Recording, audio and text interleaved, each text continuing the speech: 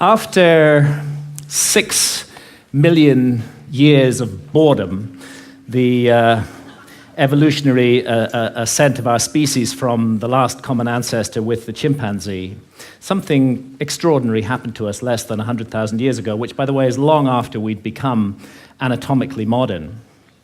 It was a kind of emergence into consciousness less than 100,000 years ago, really less than 40,000 years ago, when we became fully symbolic creatures. And this great change has been defined as the single most important step forward in the evolution of human behavior, is intimately associated with the emergence of the great and transcendent rock and cave art all around the world. And over the last 30 years, researchers led by Professor David Lewis Williams at the University of Witwatersrand in South Africa and many others have suggested an intriguing and radical possibility, which is that this emergence into consciousness was triggered by our ancestors' encounters with visionary plants and the beginning of shamanism. If you analyze the cave art, there's not time to go into the details here, but there are so many details that make it clear that this was an art of altered states of consciousness, of visions, and that plants like the Amanita muscaria mushroom or psilocybin mushrooms appear to have been directly connected with this sudden and radical change. So to investigate this possibility, when I got interested in this mystery, I went down to the Amazon, where there are still surviving shamanistic cultures today, and where they drink the powerful visionary brew ayahuasca, of which the active ingredient is dimethyltryptamine, DMT, which is actually closely related at the molecular level to psilocybin. Now, normally, DMT cannot be activated orally. When we encounter it in the West, it's generally smoked. There's an enzyme in our stomachs called monoamine oxidase, which switches off DMT on contact. But in the Amazon, they've got round this problem, and they say it was the spirits that taught them how to do it. The DMT in the ayahuasca brew is contained in these leaves from a plant that they call chacruna in the Amazon. And there they mix it together with this vine. And out of the 150,000 different species of plants and trees in the Amazon, this is the one that contains a monoamine oxidase inhibitor, which switches off that enzyme in our stomachs and allows the DMT in the leaves, when the two are married together and cooked in water, to be absorbed orally and takes us on a 4-hour journey into extraordinary realms. Now, it's no joke to drink ayahuasca. The ayahuasca brew it has a foul taste, really hideous, and a dreadful smell. And after you've drunk your cup, you'll find within 45 minutes or so that you're sweating, that you're feeling nauseous. Pretty soon you may well be vomiting, you may well have diarrhea. So, nobody's doing this for recreation. And I'd like to add that I don't think any of the psychedelics should be used for recreation. They have much more serious and important mission with humanity. So we're not doing this for fun. But what draws people to ayahuasca again and again to brace themselves for this experience, and you do have to brace yourself, is its extraordinary effects at the level of consciousness. And one of those effects has to do with creativity, and we can see the creative cosmogenic impulse of ayahuasca in the paintings of ayahuasca shamans from Peru, like the paintings of Pablo Amaringo here, those richly saturated colors, the amazing visions that they reproduce.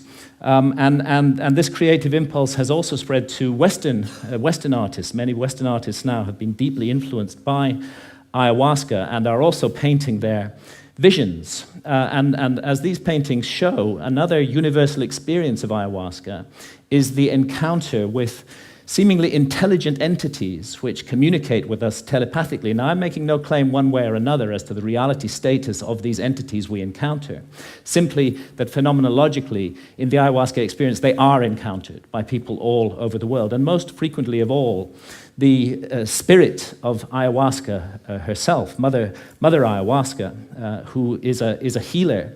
And although she's kind of the mother goddess of the planet, She seems to take a direct personal interest in us as individuals, to heal our ills, to want us to be the best that we can possibly be, to correct errors and mistakes in our behavior that may be leading us down the wrong path. And this is perhaps why, and it's an untold story, really. Ayahuasca has been fantastically successful in getting people off harmful addictions to hard drugs such as heroin and cocaine. Jacques Mabit at the Taquihuasi Clinic in Peru brings heroin and cocaine addicts out there for a month, gives them 12 ayahuasca sessions, and they have encounters with Mother Ayahuasca during those sessions that lead them not to wish to take heroin or cocaine anymore, and more than half leave completely free of their addiction, never return to it, and don't even have withdrawal symptoms. And the same incredible healing work was being done in Canada by Dr. Gabor Mate until the Canadian government intervened and stopped his healing practice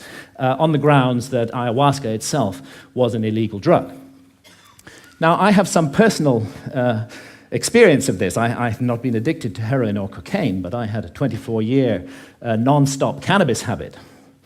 And this started off smoking the herb and laterally vaporizing it, but the basic truth is that for 24 years, I was pretty much permanently stoned.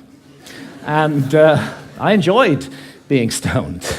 And I felt that it helped me with my work as a writer, and perhaps at some point it did. But when I first encountered ayahuasca, I'd already been smoking cannabis for 16 years, and almost immediately, ayahuasca started giving me messages that this was no longer serving me, that it was leading me to behave in negative and unhelpful ways towards others. And of course, I ignored those messages for years and years and went back to being stoned 16 hours a day. But that negative behavior that ayahuasca was pointing up did actually get worse and worse. I don't want to put down cannabis, and I believe it's the sovereign right of every adult to choose to smoke cannabis if they wish to do so. But I think I was overusing it. I think I was abusing it, not using it responsibly. And I became more and more paranoid, jealous, possessive, suspicious. I was subject to irrational rages. I often made the life of my beloved partner, Santha, a misery. And when I went down for my regular encounter with ayahuasca in October 2011, I was given the most unbelievable kicking by Mother Ayahuasca. And I was put through an ordeal. It was a kind of life review. And it's not an accident that ayahuasca is the vine of the dead. I was shown my death. And I was shown that if I came to death and what awaits us after death, without having corrected the mistakes that I was making in my life, that it would be a very bad thing for me. And actually, Mother Ayahuasca literally took me to hell. And that hell was a little like this hell painted by Hieronymus Bosch, a truly terrible place, and a little like the place that the ancient Egyptians called the judgment hall of Osiris, where our souls are weighed in the scales in the presence of the gods against the feather of truth, of justice, of cosmic harmony.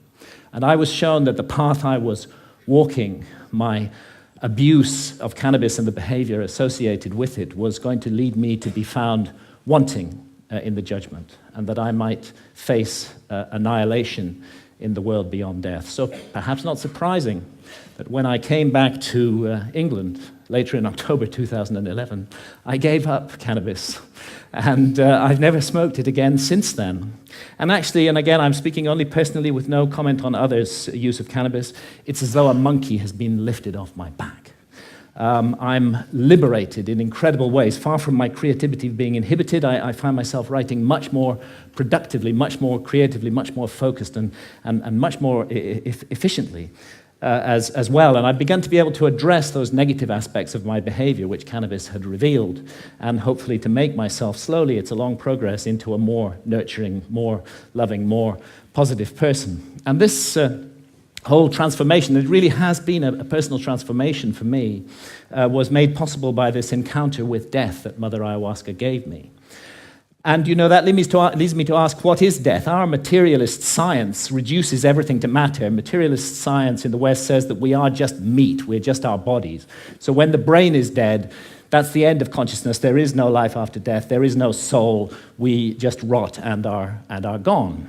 But actually, many honest scientists should admit that consciousness is the greatest mystery of science, and that we don't know exactly how it works. The brain's involved in it in some way, but we're not sure how. Could be that the brain generates consciousness the way a generator makes electricity. If you hold to that paradigm, then of course you can't believe in life after death. When the generator's broken, consciousness is gone. But it's equally possible that the relationship, and nothing in neuroscience rules it out, that the relationship is more like the relationship of the TV signal to the TV set. And in that case, when the TV set is broken, of course, the TV signal continues. And this is the paradigm of all spiritual traditions, that we are immortal souls, temporarily incarnated in these physical forms to learn and to grow and to develop.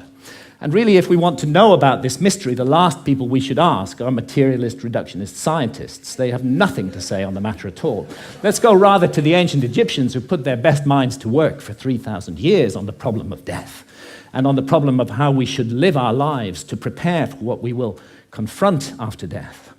And the ancient Egyptians expressed their ideas in transcendent art, which still touches us emotionally today, and they came to certain very specific conclusions that the soul does survive death, and that we will be held accountable for every thought, every action, every deed that we have lived through in our lives. So we better take this precious opportunity to be born in a human body seriously and make the most of it. And in these inquiries into the mystery of death, the ancient Egyptians weren't just exercising their imaginations. They highly valued dream states, and it's now known that they used visionary plants like the hallucinogenic blue water lily. And it's interesting that the ancient Egyptian tree of life has recently been identified as the Acacia nilotica, which contains high quantities of DMT, dimethyltryptamine, the same active ingredient that we find in ayahuasca. Now, it's difficult to imagine a society more different from the society of ancient Egypt than our society today. We hate visionary states in this society. In our society, if we want to insult somebody, we call them a dreamer. In ancient societies, that was praise. And we have erected huge apparatuses of armed bureaucracies who will invade our privacy, who will break down our doors, who will arrest us, who will send us to prison, sometimes for years, for possessing even small quantities of psilocybin or substances like DMT, whether in its smokable form or in the ayahuasca brew. And yet, ironically, DMT is, we now know, a natural brain hormone. We all have it in our bodies, and it's just that its function remains unknown for lack of research. And it's not as though our society is opposed in principle to altered states of consciousness. I mean, billions are being made by the unholy alliance of psychiatrists and big pharma in overprescribing drugs to control so-called syndromes like depression or attention deficit disorder in teenagers. And we have a love affair in our society with alcohol. We glorify this most boring of drugs, despite the terrible consequences that it often has. And of course, we love our stimulants, our tea, our coffee, our energy drinks, our sugar, and huge industries are built around these substances, which are valued because of the way they alter consciousness.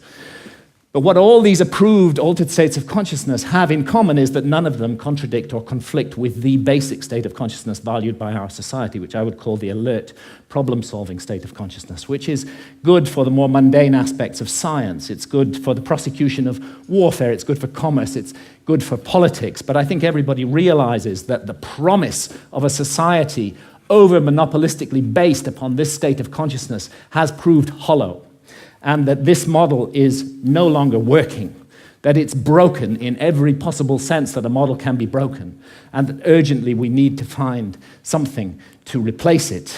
The vast problems of global pollution that have resulted from the single-minded pursuit of profit, the horrors of nuclear proliferation, the specter of hunger, that millions every night go to bed starving, that we can't even solve this problem despite our alert problem-solving state of consciousness. And look what's happening in the Amazon, the lungs of our planet, this precious home of biodiversity. The old-growth rainforest being cut down and replaced with soybean farms so we can feed cattle, so that we can all eat hamburgers. Only a truly insane global state of consciousness could allow such an abomination to occur.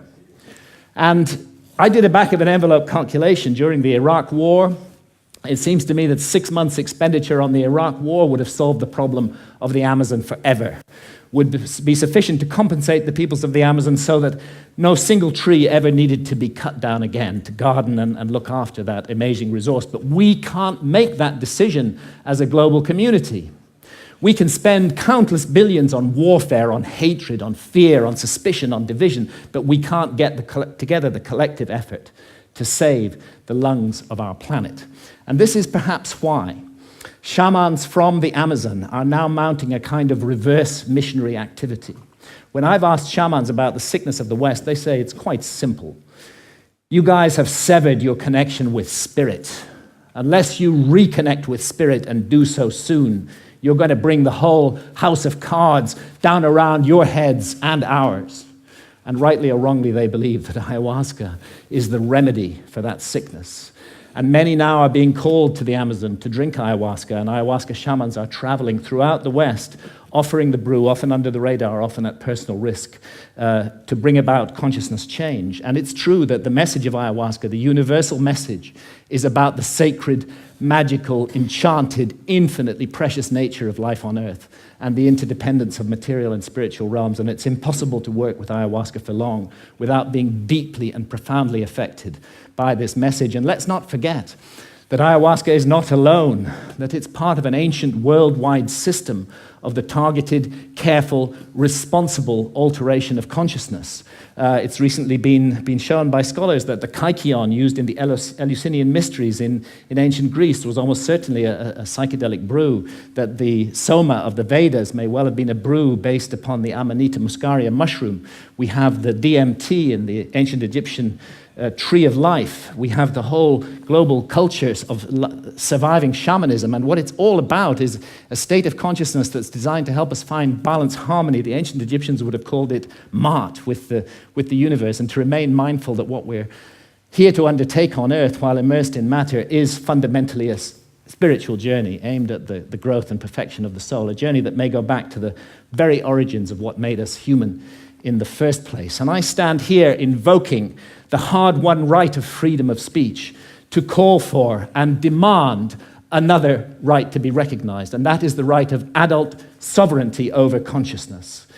There's a war on consciousness in our society, and if we as adults are not allowed to make sovereign decisions about what to experience with our own consciousness while doing no harm to others, including the decision to use responsibly ancient and sacred visionary plants, then we cannot claim to be free in any way. And it's useless for our society to go around the world imposing our form of democracy on others while we nourish this rot at the heart of society and we do not allow individual freedom over consciousness. It may even be that we're denying ourselves the next vital step in our own evolution by allowing this state of affairs to continue, and who knows, perhaps our immortal destiny as well.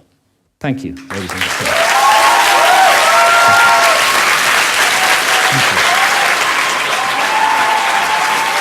Thank you. Thank you.